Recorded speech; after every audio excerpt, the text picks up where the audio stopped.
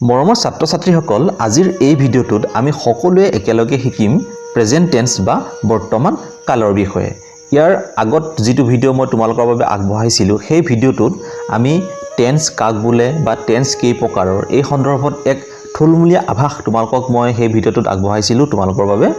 আৰু যিসকলে সেই ভিডিঅ'টো তোমালোকৰ মাজৰে চোৱা নাই তেওঁলোকে এই ভিডিঅ'ৰ ডেসক্ৰিপচনত তাৰ লিংকটো তোমালোকে পাই যাবা ইউটিউবত, তোমালোকে সেই ভিডিঅ'টো চাই ল'বা। আৰু সেই ভিডিঅ'টোত আমি আলোচনা কৰিছিলো বা আমি সকলোৱে গম পাইছিলো যে যিবোৰ কাম বৰ্তমান চলি থকা বুজায় তাকে প্ৰেজেন্ট টেন্স বুলি কোৱা হয়। আৰু এই প্ৰেজেন্ট টেন্সৰে আকৌ চাৰিটা ভাগ আছে, গম পালানে? আৰু সেইকেইটা হৈছে প্ৰেজেন্ট ইনডিফিনিট বা simple present tense, present continuous tense, present perfect tense আৰু প্ৰেজেন্ট পাৰফেক্ট কন্টিনিউয়াস টেন্স। আজিৰ এই ভিডিঅ'টোত আমি প্ৰথমে এই প্ৰেজেন্ট ইনডিফিনিট বা সিম্পল প্ৰেজেন্ট টেন্সৰ বিষয়ে শিকো আহা। আৰু তোমালোকক এইখিনিতে কৈ থওঁ যে প্ৰেজেন্ট ইনডিফিনিট টেন্সকেই সিম্পল প্ৰেজেন্ট টেন্স বুলিও কোৱা হয়। প্ৰেজেন্ট ইনডিফিনিট বা সিম্পল প্ৰেজেন্ট টেন্স কোনো অভ্যাসগত কাম, চিৰসত্য ঘটনা, পুনৰাবৃত্তি কৰ্ম বা ঘটনা ইত্যাদিৰ বাবে এই টেন্স ব্যৱহাৰ কৰা হয়। মানে ইয়াত তোমালোকক কোৱা হৈছে যে কোনো এটা কৰ্ম যদি তুমি অভ্যাসগতভাৱে যদি কৰি আছা বা যিবোৰ কথা বা যিবোৰ ঘটনা নেকি চিৰসত্য, মানে কেতিয়াও হেতু মানে চেঞ্জ নহয় বা তাৰ কোনো পৰিৱৰ্তন নহয়, বা যিবোৰ কৰ্ম তুমি বাৰে বাৰে কৰা মানে পুনৰাবৃত্তি কৰা, সেই তেনে কৰ্মৰ ক্ষেত্ৰত এই প্ৰেজেন্ট ইনডিফিনিট বা সিম্পল প্ৰেজেন্ট টেন্স ব্যৱহাৰ কৰা হয়, গম পালানে? আৰু এই প্ৰেজেন্ট ইনডিফিনিট বা সিম্পল প্ৰেজেন্ট টেন্সৰ এটা ফৰ্মুলা আছে আৰু সেই ফৰ্মুলাটো হৈছে সাবজেক্ট প্লাস ভাৰ্ব, মানে এটা সাবজেক্ট থাকিব আৰু এটা ভাৰ্ব থাকিব। এই প্ৰেজেন্ট ইনডিফিনিট বা সিম্পল প্ৰেজেন্ট টেন্সৰ যেটো আন্তঃগাঁথনি, সেই আন্তঃগাঁথনিটো তোমালোকক মই ইয়াত এইখিনি দি দিছো, তোমালোকে ভালকৈ লক্ষ্য কৰা। ইয়াত লিখা আছে যে সিঙ্গুলাৰ আৰু প্লুৰেল, মানে একবচন আৰু বহুবচন। এই প্ৰেজেন্ট ইনডিফিনিট বা সিম্পল প্ৰেজেন্ট টেন্সত ফাৰ্স্ট পাৰ্সনত, সেকেন্ড পাৰ্সনত আৰু থাৰ্ড পাৰ্সনত সিঙ্গুলাৰত কি হয় আৰু প্লুৰেলত বা যেটো বহুবচন সেই বহুবচনত কি হয় তোমালোকে এবাৰ ভালকৈ লক্ষ্য কৰা। ইয়াত দিয়া আছে সব ফাৰ্স্ট পাৰ্সন কি হৈছে আই প্লে, মানে মই খেলো। মইটোৰ বহুবচন কি হ'ব উই, মানে আমি, ইয়াত কি হৈছে উই প্লে। ঠিক তেনে ধৰণৰে সেকেন্ড পাৰ্সনত চোৱা ইউ প্লে, মানে তুমি খেলা, আৰু ইউ প্লে মানে তোমালোকে খেলা। আৰু এইখিনিতে কৈ থওঁ ইংৰাজীত ইউটোৱে একবচনো বুজায়, ঠিক তেনেদৰে আকৌ ইউটোৱে বহুবচনকো মানে নিৰ্দেশ কৰে বা বহুবচনকো বুজায়। গতিকে সেকেন্ড পাৰ্সনত ইউ প্লে আৰু প্লুৰেল যেটো বহুবচনৰ ক্ষেত্ৰতো ইউ প্লে হৈছে। ঠিক তেনেদৰে তোমালোকে থাৰ্ড পাৰ্সনত চোৱা, থাৰ্ড পাৰ্সনত কি কি আহে জানানে? থাৰ্ড পাৰ্সনত আহে হি, সি আৰু ইট। হি মানে হৈছে তেওঁ, সি মানে হৈছে তাই, আৰু ইট মানে হৈছে ই বা এইটো।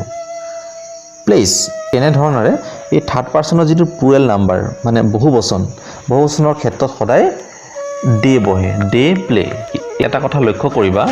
ইয়াত সকলোতে চোৱাচোন I play, we play, you play, you play, they play, কিন্তু সকলোতে প্লে প্লে লিখা হৈছে, কিন্তু থাৰ্ড পাৰ্সন যেটো singular number he, she, it, ইয়াৰ বিপৰীতে কিন্তু প্লেস দিয়া হৈছে, মানে ইয়াত প্লেৰ পিছত এটা এছ যোগ হৈছে। এই ঘটনাটো এই কাৰণে সংঘটিত হৈছে কিয়নো সদায় তোমালোকে এটা কথা মন কৰিবা যে সদায় থাৰ্ড পাৰ্সন সিঙ্গুলাৰ নাম্বাৰৰ ক্ষেত্ৰত সদায় ভাৰ্বৰ পিছত এটা এছ যোগ হয়, গম পালানে? গতিকে হি প্লেস, সি প্লেস বা ইট প্লেস হৈছে। মই আশা ৰাখিছো নিশ্চয় তোমালোকে প্ৰেজেন্ট ইনডিফিনিট বা সিম্পল প্ৰেজেন্ট টেন্সৰ এই ফৰ্মুলাটো বা এই আন্তঃগাঁথনিখিনি তোমালোকে বুজি পাইছা। এটা কাম কৰিবা, এই ভিডিঅ'টো পজ কৰি তোমালোকে এই লিখাখিনিৰ এটা স্ক্ৰীনশ্বট লৈ ল'বা। এবাৰ আমি চাওঁ আহা এই প্ৰেজেন্ট ইনডিফিনিট বা সিম্পল প্ৰেজেন্ট টেন্সৰ কেইটামান উদাহৰণ, যিকেইটা চালে তোমালোকে খুব সুন্দৰভাৱে এই প্ৰেজেন্ট ইনডিফিনিট বা সিম্পল প্ৰেজেন্ট টেন্সৰ যেটো ধাৰণা সেই ধাৰণাটো বুজিবলৈ তোমালোকে সক্ষম হ'বা। প্ৰথমতে চোৱা, ইয়াত দিয়া আছে যে অভ্যাসগত কাম, মানে অভ্যাসগত কাম মানে হৈছে এনেবোৰ কাম যিবোৰ কাম নেকি তোমাৰ হেবিচুৱেল হৈ যায় মানে তুমি সেই কামটো কৰাৰ তোমাৰ এটা অভ্যাসত পৰিণত হৈ যায় তেনে কাম ইয়াত এটা উদাহৰণ দিয়া হৈছে চোৱা যে দে ৱাটচ টেলিভিছন ৰেগুলাৰলি মানে তেওঁলোকে বা সিহঁতে নিয়মীয়াকৈ দূৰদৰ্শন চায় মানে তেওঁলোকে বা সিহঁতে দূৰদৰ্শন চোৱাটো এটা অভ্যাসত পৰিণত হৈছে গতিকে এইটো এটা হৈ গ'ল প্ৰেজেন্ট ইনডিফিনিট বা সিম্পল প্ৰেজেন্ট টেন্সৰ এটা সুন্দৰ উদাহৰণ ঠিক তেনেকৈ ইয়াত চোৱা পুনৰাবৃত্তি কৰ্ম বা ঘটনাৰ ক্ষেত্ৰত মানে পুনৰাবৃত্তি কৰ্ম বা ঘটনা হৈছে এনেকুৱা এটা কৰ্ম বা এনেকুৱা এটা ঘটনা যিটো কৰ্ম বা যিটো ঘটনা নেকি বাৰে বাৰে হৈ থাকে গম পাইছানে ইয়াত এটা উদাহৰণ দিছে চোৱা উই কেটচ দ্য বাছ এভৰি মৰ্নিং মানে আমি সদায় ৰাতিপুৱা বাছখন ধৰো মানে আমি সদায় ৰাতিপুৱা কৰবালৈ যাওঁ সদায় যাওঁ ৰাতিপুৱা আৰু গৈ আমি সদায় মানে এই বাছখন আমি ধৰো বা সেই বাছখনত উঠি আমি কৰ্মক্ষেত্ৰলৈ বা আমি যলৈকে যাওঁ তলৈকে যাওঁ গতিকে ৰাতিপুৱা সদায় আমি এই বাছখন ধৰাটো বা বাছখনত গৈ উঠাটো আমাৰ এটি কি হয় এটা কৰ্মত পৰিণত হৈছে যিটো কৰ্ম নেকি আমি বাৰে বাৰে কৰি আছো মানে আমি কি কৰি আছো পুনৰাবৃত্তি কৰি আছো সদায় ৰাতিপুৱা নহয়নে বাৰু গতিকে এইটো হৈ গ'ল এই প্ৰেজেন্ট ইনডিফিনিট বা সিম্পল প্ৰেজেন্ট টেন্সৰ এটা উপযুক্ত উদাহৰণ ঠিক তেনেকৈ আৰু এটা উদাহৰণ দিছে চোৱা চিৰসত্য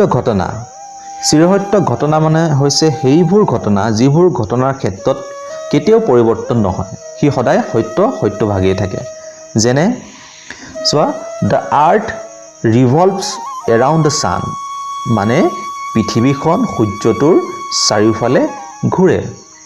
পৃথিৱীখন সূৰ্যটোৰ চাৰিওফালে সদায় ঘূৰি আছে আজি ঘূৰি আছে অনন্ত কাললৈও পৃথিৱীখন সূৰ্যটোৰ চাৰিওফালে ঘূৰি থাকিব ইয়াৰ কেতিয়াও পৰিৱৰ্তন নহয় গতিকে এইটো হৈছে এটা কি ঘটনা চিৰসত্য ঘটনা গম পাইছা গতিকে এইটো হৈ গ'ল এই প্ৰেজেন্ট ইনডিফিনিট বা সিম্পল প্ৰেজেন্ট টেন্সৰ এটা সুন্দৰ উদাহৰণ গতিকে মই আশা ৰাখিছোঁ নিশ্চয় তোমালোকে আজি মই তোমালোকৰ বাবে যি উপস্থাপন কৰিছিলোঁ প্ৰেজেন্ট ইনডিফিনিট বা সিম্পল প্ৰেজেন্ট টেন্সৰ বিষয়ে নিশ্চয় তোমালোকে যিখিনি বেসিক কথা নিশ্চয় তোমালোকে হয়তো বুজি পাইছা আৰু যদিহে তোমালোকে একেবাৰতে বুজি পোৱাত কিছু অসুবিধা পাইছা তেন্তে তোমালোকে এই ভিডিঅ'টো পুনৰ তোমালোকে 2-3 বাৰ চাই দিবা তেতিয়া নিশ্চয় তোমালোকে আজি এই ভিডিঅ'টোত মই কোৱা কথাখিনি তোমালোকে বুজিবলৈ সক্ষম হ'বা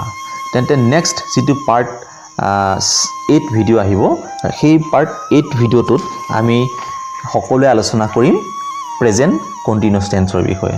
প্ৰেজেন্ট কন্টিনিউয়াছ টেন্সৰ বিষয়ে আমি পাৰ্ট 8 ভিডিঅ'টোত সকলোৱে আলোচনা কৰিম তেতিয়ালৈকে তোমালোক সুস্থ থাকা ভালে কুশলে থাকা হেখত তোমালোক আটাইলৈ মোৰ ফালৰ পৰা মৰম থাকিল ধন্যবাদ